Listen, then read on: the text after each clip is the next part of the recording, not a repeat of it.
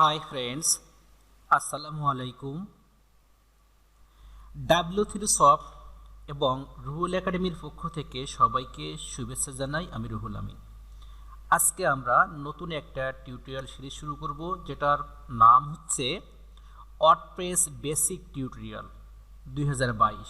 অর্থাৎ 2022 সালে আমরা ওয়ার্ডপ্রেসের নতুন যে ভার্সন আসবে সেই ভার্সন দিয়ে কিভাবে আমরা ওয়ার্ডপ্রেসটা শিখব তার ডিটেলস আমরা এই সিরিজে আলোচনা করব। তাহলে শুরু করা যাক। আমরা প্রথমে কি করব যে আমরা wordpress.org, যে ওয়ার্ডপ্রেসের অফিসিয়াল ওয়েবসাইট wordpress.org, আমরা wordpress.org, এটা হলো ওয়ার্ডপ্রেস অফিসিয়াল ওয়েবসাইট। এখন ওয়ার্ডপ্রেস শুরু করতে গেলে আমাদের কি দরকার হয়? আমাদের সার্ভার দরকার হয়, কারণ ওয়ার্ডপ্রেস সার্ভার বেস, অর্থাৎ সার্ভার ছাড়া ওয়ার্ডপ্রেস ইনস্টল করা যাবে না।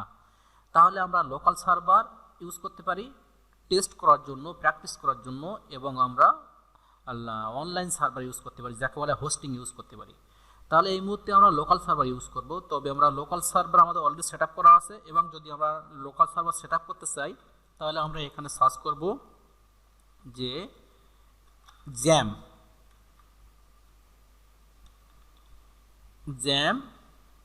ইনস্টলেশন। আমরা রুহুল একাডেমি দিতে পারি, এখানে রুহুল একাডেমি আমরা যদি সার্চ করি, দেখেন আমরা জ্যাম ইনস্টল পেয়ে যাব। এখানে আমাদের জ্যাম ইনস্টল করতে হবে কি, how to download and install jam, আমরা এই টিউটোরিয়াল দেখে নিতে পারি। এখানে আমাদের প্রপার দেওয়া আছে যে কিভাবে আমরা জ্যাম ইনস্টল করব। আমি এই লিঙ্কটা আপনাদের দিয়ে দেবো ডিসক্রিপশন বক্সে, লিঙ্কটা আমি আপনাদের দিয়ে দেবো, সমস্যা নাই। এই লিঙ্ক থেকে আপনারা ডাউনলোডটা ইনস্টল করে নেবেন। এরপর আমরা কি করব যে আমরা এটাকে অনলাইনে কিভাবে আমরা ওয়ার্ডপ্রেস চালাবো সেটাও দেখাবো আমরা। তাহলে আমরা প্রথমে যে কাজটা আমাদের করতে হবে যে আমরা জ্যাম ইনস্টল করে নিলাম, এই টিউটোরিয়াল থেকে আমরা জ্যামটা ইনস্টল করে নেব।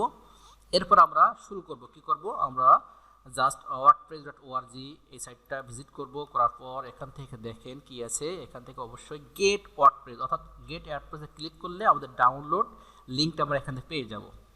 এখানে আছে ডাউনলোড ইনস্টল, দেখেন এখানে ডাউনলোড অ্যান্ড ইনস্টল ক্লিক করি। ডাউনলোড ইনস্টল ক্লিক করলে দেখেন এখানে কি আছে, ডাউনলোড ওয়ার্ডপ্রেস 5.9। এখন ওয়ার্ডপ্রেসের যে ভার্সন সেটা হচ্ছে 5.9। এখানে আমরা এখান থেকে ডাউনলোডে ক্লিক করি। ডাউনলোডে ক্লিক করার পর দেখেন অলরেডি আমার ডাউনলোড হয়ে যাচ্ছে জিপ ফরম্যাটে। এখন ডাউনলোড হয়ে যাওয়ার পর আমরা কি করব, আমরা এটাকে আনজিপ করব।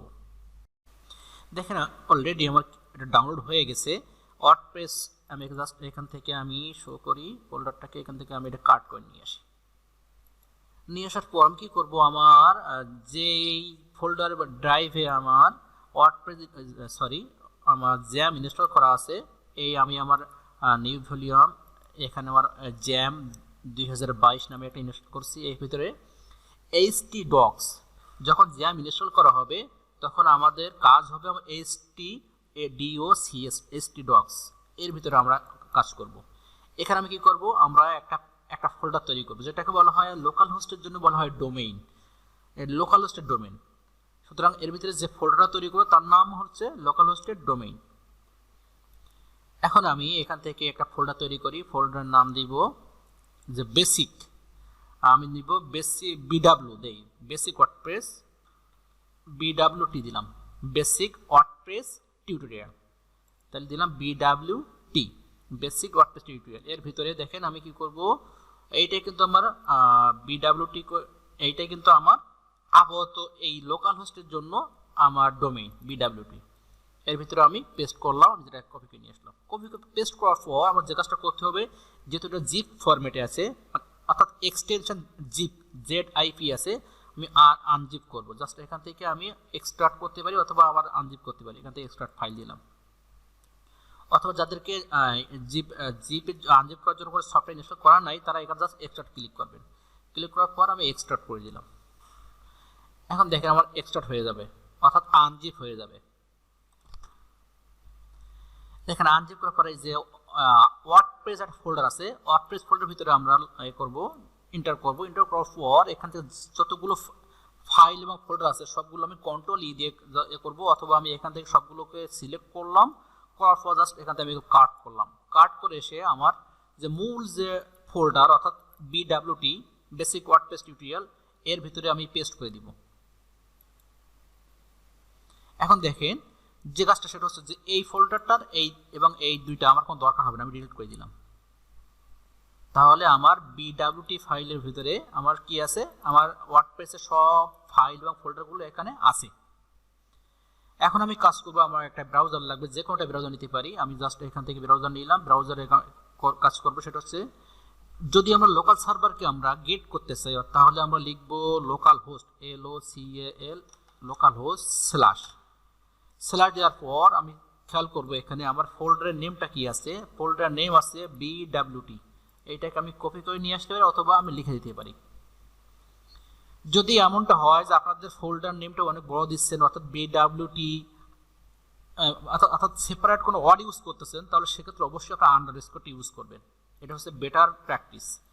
যদি আপনি আপনার ডোমেন নেমটা অর্থাৎ এই ফোল্ডার নেমটা সেপারেট কোনো ওয়ার্ড হয়ে থাকে অর্থাৎ 2টা ওয়ার্ড বা 3টা ওয়ার্ড হয়ে থাকে তাহলে প্রত্যেকটা ওয়ার্ডের কি হবে, মিডলে আপনি আন্ডারস্কোর ইউজ করবেন।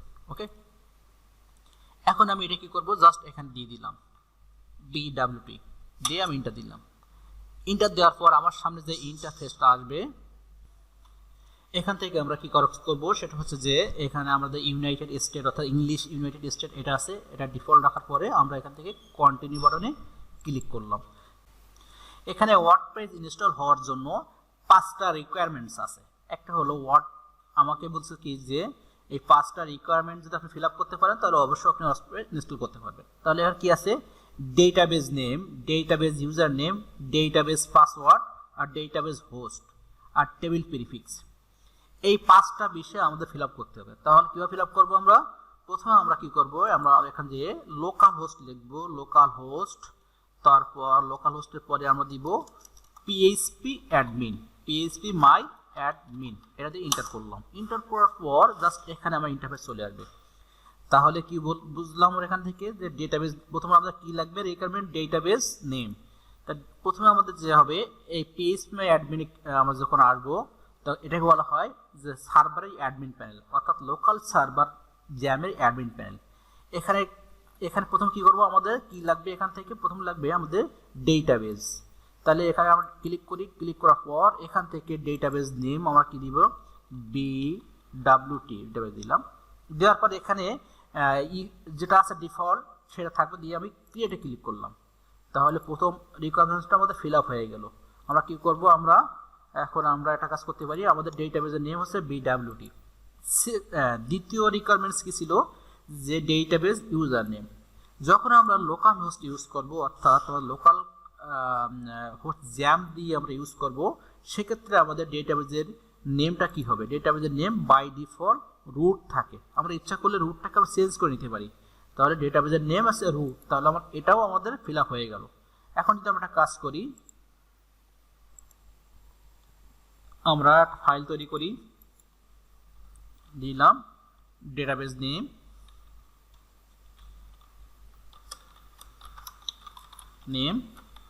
দিলাম বিডব্লিউটি, আমরা নোট ডাউন করলাম।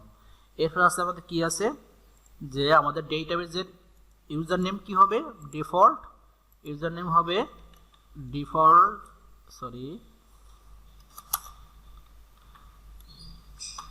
ইউজার নেম থাকে RWT রুট, এইটা অলরেডি সেট আপ করা থাকে। অর্থাৎ লোকাল হোস্টের ডেটাবেজের ইউজার নেম থাকে ডিফল্ট অবস্থা রুট, ইচ্ছা করলে চেঞ্জ করা যায়, ওটা এখন চেঞ্জ করবো না আমি। এরপর কি রিকোয়ারমেন্টস আছে, যে ডেটাবেজের পাসওয়ার্ড। তাহলে এখানে আমি কি করব, এখানে আমি পাসওয়ার্ড কি থাকে, পাসওয়ার্ড বাই ডিফল্ট ব্ল্যাঙ্ক থাকে, অর্থাৎ লোকাল সার্ভারের জন্য পাসওয়ার্ড ব্ল্যাঙ্ক থাকে। যেখানে দুইটা বিষয়, একটা হলো লোকাল সার্ভারের জন্য ইউজার নেম রুট থাকে আর পাসওয়ার্ড ব্ল্যাঙ্ক থাকে অর্থাৎ খালি থাকে, এমটি থাকে। আচ্ছা, এরপর কি আছে, 3 নম্বর হলো ডেটাবেজ হোস্ট। ডেটাবেজ হোস্ট সকল সময় কি থাকে, সেটা ডেটাবেজ হোস্ট থাকে লোকাল হোস্ট, সকল সময় থাকে local host, LOCALHOST local host. 5 নাম্বারটা কি থাকে, 5 নাম্বারটা হলো 5 number table prefix. Table prefix if you want to run more than one WordPress in a single database. যদি আমরা একটা সিঙ্গেল ডেটাবেজে অনেকগুলো ওয়ার্ডপ্রেস ইনস্টল করতে চাই সেক্ষেত্রে আমি প্রিফিক্সটা চেঞ্জ করতে পারি। যেমন কি আমি বলি যে প্রিফিক্সটা অন হয়ে থাকে, আমি একটু করি, জুম আউট করলাম। প্রিফিক্স বলতে এমন হয় যে টেবিলের নেমের আগে সে একটা টেবিলের নাম যদি হয় W3 সফট একটা টেবিলের নাম যদি থাকে, তার আগে জাস্ট আমরা একটা প্রিফিক্স ইউজ করব। প্রিফিক্স মানে প্রথমে দিলাম TBL আন্ডারস্কোর। এই TBL আন্ডারস্কোর এই কথাটা হলো নাম হলো প্রিফিক্স। এখানে দিতে পারি রুহুল, যেহেতু একাধিক থাকে, যদি একাধিক থাকে, অর্থাৎ একাধিক টেবিল যদি ওয়ার্ডপ্রেস একটা সিঙ্গেল ডেটাবেজ আমরা ইউজ করতে চাই, সেক্ষেত্রে আমরা প্রিফিক্স ইউজ করতে পারি।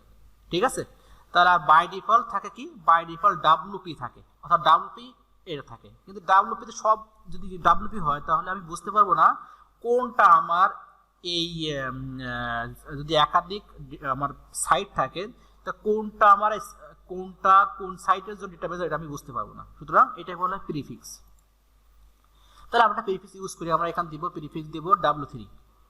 তাহলে আমাদের প্রিফিক্সটা হবে কি এরকম W3, এটা আমার প্রিফিক্স। তাহলে এই পাঁচটা রিকোয়ারমেন্ট আমার ফিল আপ হয়ে গেল। এখন আমার যে কাজটা করতে হবে, অবশ্যই আমি এই 5টা রিকোয়ারমেন্ট আমার ফিল আপ হয়ে গেছে, একটা database name, user name, password আর হোস্ট এবং প্রিফিক্স। এখন বলছে লেটস গো, চলো আমরা দেখি ইনস্টল করে নিই। তাহলে আমাদের কী ছিল, ডেটাবেজের নেম কী ছিল, ডেটাবেজের নেম হচ্ছে BWT। আমি কপি করলাম, কপি করে এখানে দিয়ে দিলাম BWT। ইউজার নাম কী ছিল, আমি এখানে বলছিলাম ইউজার নেম ডিফল্ট কী থাকে লোকাল সার্ভের জন্য রুট, দিলাম রুট। তাহলে বলছিলাম যে পাসওয়ার্ড, ডাটার পাসওয়ার্ড ব্ল্যাঙ্ক থাকে, এমটি থাকে, EM। তাহলে আমি কী দেবো, এখানে ব্ল্যাঙ্ক করে দেব, এমটি করে দিলাম। তারা বলছিলাম ডাটাবেজের যে হোস্ট কি থাকে, লোকাল হোস্ট। আমি লোকাল হোস্ট অলরেডি দেওয়া আছে এখানে, লোকাল হোস্ট।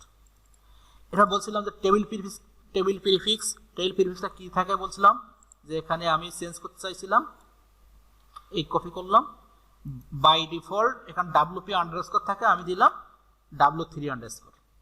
এখন আমি সাবমিট করব। সাবমিট করার পর আমার বলছে যে এখন যে আমি রান দ্য ইনস্টলেশন, অর্থাৎ রান করলাম আমি। এখন আমার এখানে দেখুন এই যে এই ডেটাবেজের ভিতরে আমার টেবিল তৈরি হয়ে যাবে। এখনো আমি যে ক্লিক করি, খেয়াল করুন কিছু হয়নি, এখন এখানে এই ডেটাবেজের অধীনে কোনো টেবিল তৈরি হয়নি। এখন আমার যে কাজটা বাকি আছে, যে ওয়েলকাম টু, এখানে এটা ওয়েলকাম আমাদের একটা নোট দিল এখানে যে ইনফরমেশন নিডেড, অর্থাৎ এই ইনফরমেশনগুলোর জন্য আমার সাইটটা এখন রেডি হয়নি।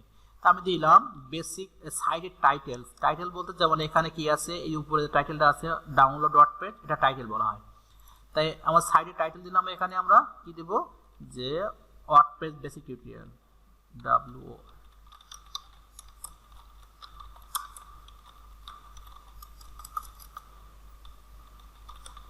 দিলাম। ইউজার নেম কি দেব, ইউজার নেমটা আমরা একটা হার্ড দিব, ইউজার নেম দিলাম অ্যাডমিন, আপনার একটা হার্ড ইউজার নেম দিবেন, অ্যাডমিন দিলাম। আর পাসওয়ার্ড এখানে যেটা আছে এটাই থাক, এটা অথবা আমি এখানে দিয়ে দিতে পারি যে 1 2 3 4 5, আমি এটা দিলাম, বলছে ভেরি উইক। এরপর কি বললাম যে কনফার্ম পাসওয়ার্ড, এখানে একটা চেক বক্সে এটা চেক দিলাম। এরপর আমি একটা ইমেল দিলাম, দিলাম আমার যে ইমেলটাতে আমার নোটিফিকেশান আসবে, আমার পাসওয়ার্ড রিসেট করলে যেটা আসবে, আমার রেজিস্ট্রেশন করলে যেটা ইমেল যাবে সেই ইমেল দিলাম আমি W3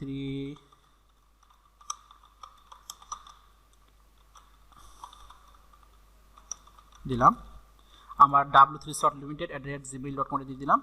এবার বলছে double check your email address before continue, যাতে আমার ডাবল চেক করতে বলতেছে, চেক করলাম। আর এখানে একটা বিষয় আছে সার্চ ইঞ্জিন ভিজিবিলিটি, অর্থাৎ আমরা যখন এটা অনলাইনে ইনস্টল করব তখন সার্চ ইঞ্জিন আমার যাতে ভিজিবল হবে কি হবে না, এটা আমাকে এই পারমিশনটা এখানে দিয়ে দিতে হবে। অর্থাৎ যদি আমি ডেভেলপ করা অবস্থায় আমি এটাকে চেক না দিই, তাহলে কি হবে, সার্চ ইঞ্জিন আমার ডেভেলপমেন্ট মোডটাও সার্চ ইঞ্জিন ইন্ডেক্স করবে, সেক্ষেত্রে ইন্ডেক্স থেকে রিমুভ করা কঠিন হয়ে যায়।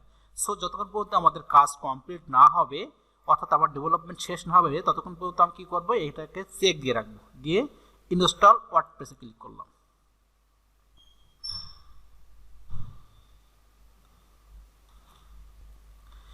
খেয়াল করুন এখানে কি আছে, যে ইউজার নেম অ্যাডমিন, পাসওয়ার্ড বলছে যে পাসওয়ার্ডটা আপনি দিয়েছিলেন সেই পাসওয়ার্ডটাই পাসওয়ার্ড। এবার আমি অ্যাডমিন আর পাসওয়ার্ড দিলাম, আমি দিয়েছিলাম 1 2 3 4 দিয়েছিলাম। দেখেন পাসওয়ার্ড কি আছে, 1 2 3 4 5 দিয়েছিলাম, এটা আছে। আমি এখানে লগ ইন বাটনে ক্লিক করব। দেখুন এটাই আমরা ওয়ার্ডপ্রেস ইনস্টল হয়ে গেছে। এখন ইনস্টল হয়ে গেছে, এটাই ওয়ার্ডপ্রেস ড্যাশবোর্ড, এটা আমার ওয়ার্ডপ্রেস ড্যাশবোর্ড। এখন আমি এখানে সাইট দেখতে চাই, জাস্ট এখান থেকে রাইট ক্লিক করে সাইটটাকে নিউতে ওপেন করলাম। দেখুন আমার সাইটটা আমার সামনে ওপেন হয়ে গেছে, অর্থাৎ আমার ওয়ার্ডপ্রেস প্রপারলি ইনস্টল হয়ে গেছে। এখন পরবর্তী ক্লাসে আমরা দেখব যে কিভাবে ওয়ার্ডপ্রেস অনলাইন সার্ভারে ইনস্টল করা যায়, সেই বিষয়ে আমরা বিস্তারিত দেখব ইনশাল্লাহ। তারপর আমরা স্টেপ বাই স্টেপ আমরা ওয়ার্ডপ্রেসের যে বেসিক যে আইডিয়াগুলো আমরা ইনশাল্লাহ কয়েকটা টিউটোরিয়ালের মধ্যে শেষ করব। তো পরবর্তী ক্লাস দেখার আমন্ত্রণ জানিয়ে এখানে শেষ করছি। সবাই ভালো থাকবেন, সুস্থ থাকবেন, আর ঘরের বাইরে সবাই মাস্ক পরবেন। আল্লাহ হাফেজ।